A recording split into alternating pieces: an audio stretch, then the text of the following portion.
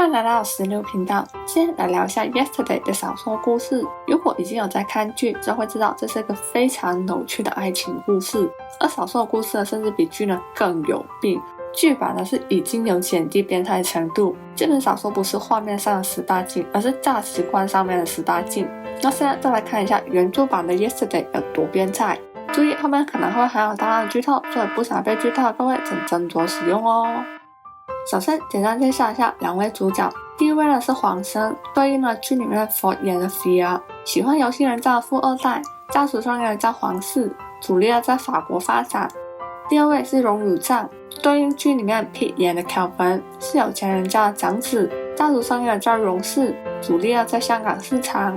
接下来16会用剧里面的名字教他们。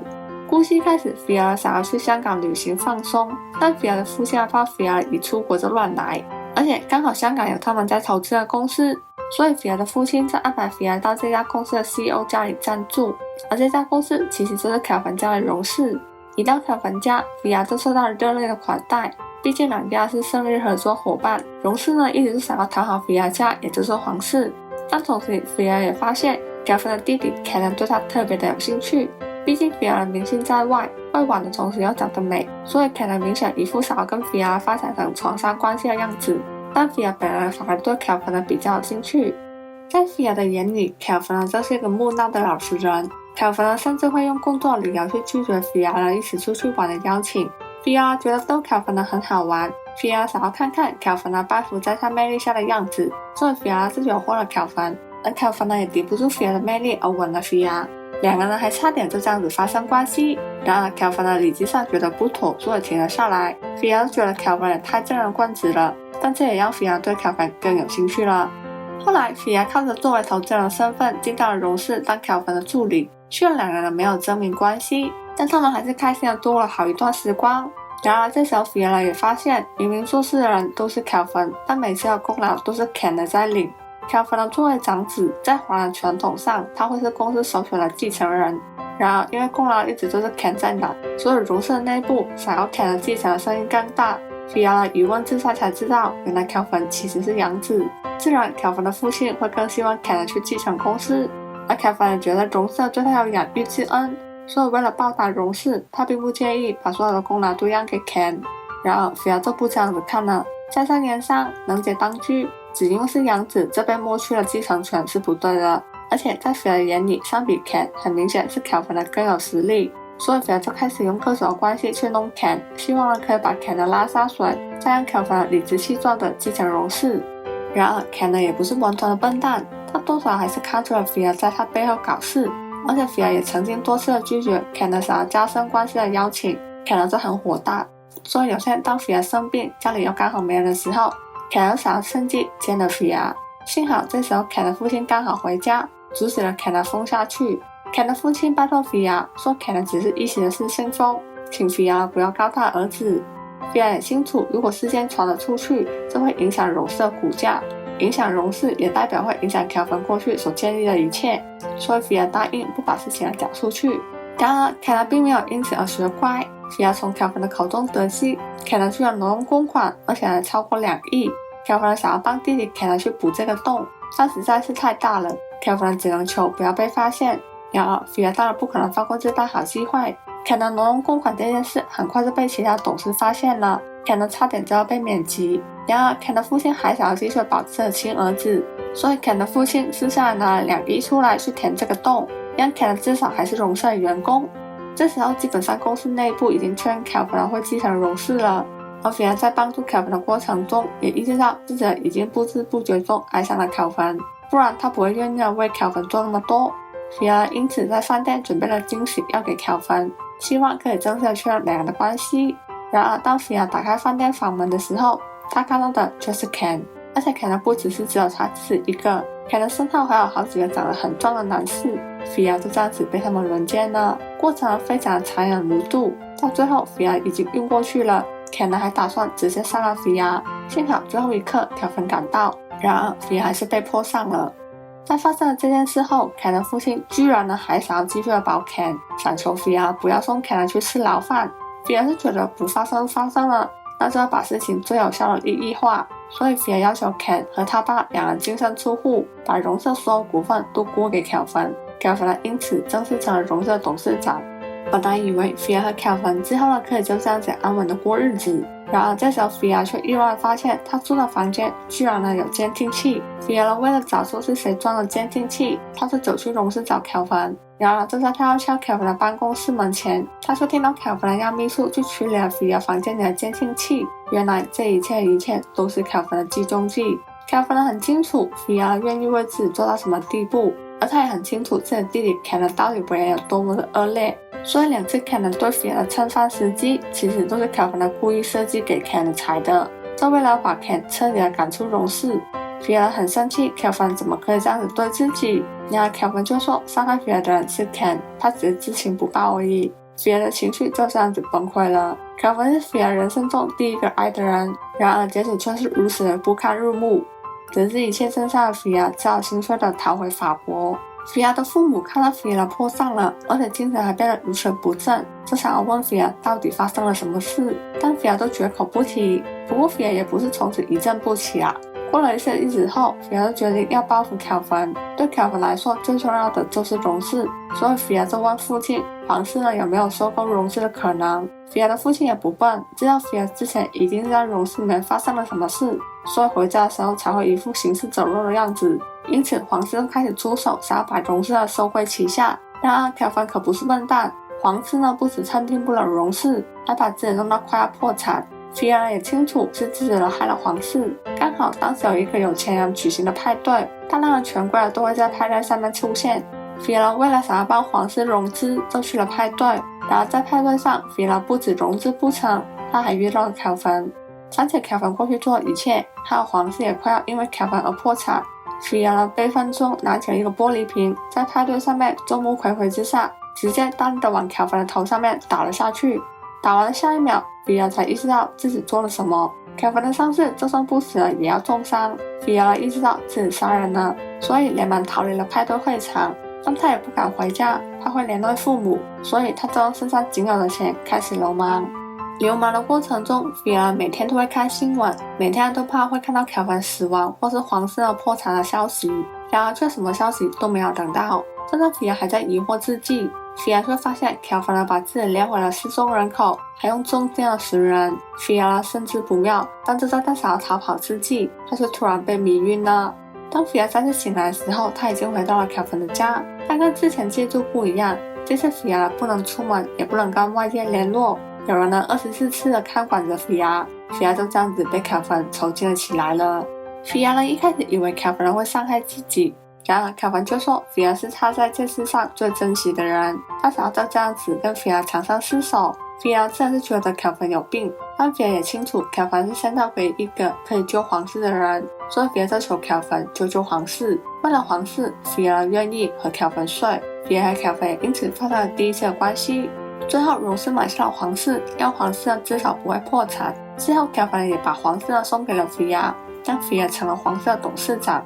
之后凯文每天回家都会来找菲亚，凯文也开始允许了菲亚出门，但必须要有人看守着。凯文看机不可失，想要逃跑，然而还是被抓回来了。得知菲亚逃跑，凯文还一副上天的样子。凯文说自己明明如此的爱菲亚，他不懂为什么菲亚要变心。菲亚直接气炸，说自己从来没有爱过凯文，而且现在他甚至是恨凯文。凯文严重想过一丝的心痛，但他还是说不会对菲亚放手。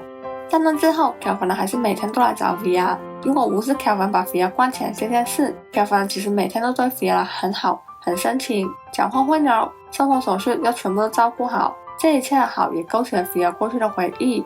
菲亚想起在一切崩溃之前，他跟凯文也是曾经快乐过的。有时候夜深人静，菲亚开始会对凯文心软，但下一秒菲亚又会提醒自己不准心软。也因此菲亚的压力一天比一天的大，直到一天菲亚的身体终于承受不了，倒下了。菲亚被送进了医院养身体，但即便住院了，菲亚还是一直被看守着。而菲亚住的医院刚好有一位医生是菲亚的旧同学，这位医生叫苏婷。得知菲亚要养病，苏婷就一副好客的样子，常常来探望菲亚，甚至到出院后，苏婷也到了凯文的家探望菲亚。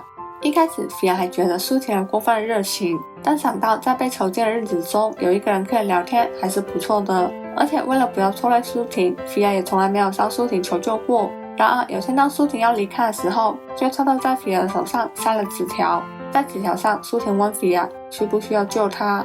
那一刻菲亚对人生重新的有了希望。之后苏婷就开始着手救菲亚的计划，一想到自己可以离开凯芬的掌控，菲亚就开心的不得了。但同时菲亚突然有那么一丝的不舍，菲亚看着凯芬还是每天温柔的对自己，菲亚对凯芬有了那么一丝的心动。然而才过没几天，菲亚和凯芬就因为皇室的经营决策而吵了大架。经过这一吵，菲亚就更确定要逃离凯芬。后来有天，菲亚在看守的陪伴下在外面吃饭，然而她肚子突然痛得不得了的倒下了。苏婷及时出现，叫了救护车。苏婷用自己做回医生之便，说自己要随行。事后又说菲亚最强烈的反应应该是被下毒了，所以就叫看守的立马去回收刚刚菲亚吃的东西，说要把食物拿去化验。但这其实都只是为了支开看守人，那个所谓下毒人自然就是苏婷。在救护车上，苏婷立即给了菲亚解药。当救护车开到一半的时候，苏婷就带着菲亚换车，再往机场的出发。苏婷请见的姐姐为菲亚准备好了假护照和机票，一到机场，菲亚就可以立即的离开了。然后就在临出关前，菲亚居然看到凯芬就在机场等着她。凯芬问菲亚不会后悔吗？菲亚坚定的说不会。之后凯芬什么都没有做，就这样子眼睁睁的看着菲亚离开。然而当上了飞机的那一刻，菲亚一回想起凯芬的受伤眼神，菲亚就哭了。那一刻他意识到原来自己还是爱凯芬的，然而他们的爱早在不知不觉的时候已经变质了。哭过一场后，菲亚重新振作，下了飞机。正当他迎接自由的新生活的时候，过关的时候，菲亚的旅行上却被搜出了毒品。下一秒，菲亚就被警察关了起来。苏婷也是很傻眼，不懂为什么给菲亚的行李里面会有毒品，但苏婷还是说会努力的保菲亚出来。然而在菲亚打算逃亡的国家，藏毒人是重罪，基本上一被查到都是死刑，所以其实苏婷能做的也不多。菲亚深信是凯芬来害他的，然而没多久后，一辆乔素的凯芬来探监，他坚定地说毒品不是他藏的，而且他也保证会救菲亚出来。后来凯芬也的确动用了关系救了菲亚。菲亚一出狱就立马跑回了法国，凯芬也没有再派人来抓菲亚。菲亚意识到自己是真的自由了。之后菲亚也立即着手请人去查到底是谁陷害他藏毒。之后菲亚也重新回到皇室工作，虽然他早就已经是董事长了，但在被凯芬囚禁的期间，菲亚都是被架空的。由于当回了皇室的董事长，菲亚也开始需要出席各种的商业活动。在一次活动上，菲亚遇到一个前合作伙伴。当初菲亚用玻璃瓶撞击凯芬头的时候，这位合作伙伴也有在场。他告诉菲亚，凯芬是真的很爱他。当时凯芬重伤，血流满面，但凯芬第一个想到的就是要封锁所有的消息，不让任何人有机会报警抓菲亚。菲亚知道这就心软了，开始想要联络凯芬，听听凯芬的声音。后来菲亚也查到了陷害他藏毒人居然是 Ken。原来 Ken 和苏婷的姐姐在一起了。Ken 虽然知道菲亚要逃离凯芬的事，为了报复过去的恩怨， Ken 就陷害了菲亚。但这时候菲亚闻到了一丝的不对劲，所以他打出了那一通他一直想要拨的号码。电话拨通后，菲亚问凯芬当初是不是早就知道 Ken 要藏毒陷害他。凯芬说是。菲亚再问为什么凯芬不告诉他，凯芬就说当初菲亚选择离开的时候，他直接由爱转恨，恨不得直接毁了菲亚，所以他没有阻止菲亚上飞机，就这样的任由菲亚被抓。但如果是这样子，那为什么凯芬之后还是救菲亚呢？菲亚呢觉得不解。这时候凯芬反问为什么菲亚要打这一通电话，言下之意，现在凯芬已经放菲亚自由了，为什么菲亚又要跑回来纠缠呢？让这一切过去不好吗？之后凯芬就挂了电话。菲亚也自觉自己是鬼迷心窍，一心的想要回到工作上。然而打完这通电话后的隔天，菲亚正在加拿大出差，一打开饭店房门，他却看到凯芬走在房间等他。菲亚吓到叫凯芬有病就去看医生。然而凯芬没有再多讲什么，只是亲吻了菲亚就离开了。凯芬从香港飞到加拿大，就因为菲亚的那一通电话。菲亚被凯芬扰乱了心神，但现在眼下他最需要解决的是 Ken， 因为 Ken 在跟苏婷的姐姐交往，菲亚想要利用苏婷帮他报仇 Ken。苏婷家的事业叫赫氏，在电子业和地产业都有一定的成就。如果想要除掉 Ken， 势必要拉赫氏下水。菲亚很清楚苏婷很喜欢自己，所以苏婷自然成了最能帮他的人。然而这也让菲儿发现自己这样子利用苏婷其实跟凯凡根本没有什么两样，但为了报仇，菲儿还是不得不这样子做。这时候菲儿更了解到当初凯凡的心情，但不同的是，他没有在利用苏婷的过程中爱上苏婷，但凯凡却在利用菲儿的过程中爱上了菲儿。最后赫氏破产，苏婷的姐姐还因此自杀。当菲儿还在为苏婷感到自责的时候，菲儿却突然被绑架了。当菲儿再次睁开双眼的时候，他就见到了 Ken 和苏婷，而且他还发现凯凡也被他们绑架了。现在菲儿和凯凡的生命都掌握在 Ken 和苏婷的手中。苏婷质问菲儿为什么这样子对他们家，菲儿知道苏婷是被自己连累的，所以也不好为自己的狡辩。但凯凡就不这样子认为了，他直接告诉了苏婷，当初这是 Ken 和苏婷的姐姐陷害菲儿藏毒，而且凯凡也告诉了苏婷 Ken 曾经轮奸菲儿的事。得知真相的苏婷非常震撼，但 Ken 却不想再听他们废话，一心的只想要杀掉菲儿和凯凡，以解心头之恨。苏婷想要保护菲儿，然而 Ken 杀人不眨眼，直接一枪先杀了苏婷。之后 Ken 居然没有直接给菲儿和凯凡一个痛快， Ken 让他们两个自选，要不凯凡自杀去救菲儿，要不就是两个一起死。凯凡毫不犹豫的选了自杀，直接往自己身上捅刀。菲儿想要阻止，但生前被绑着的他根本动不了，血液就这样子从凯凡的伤口慢慢的流出。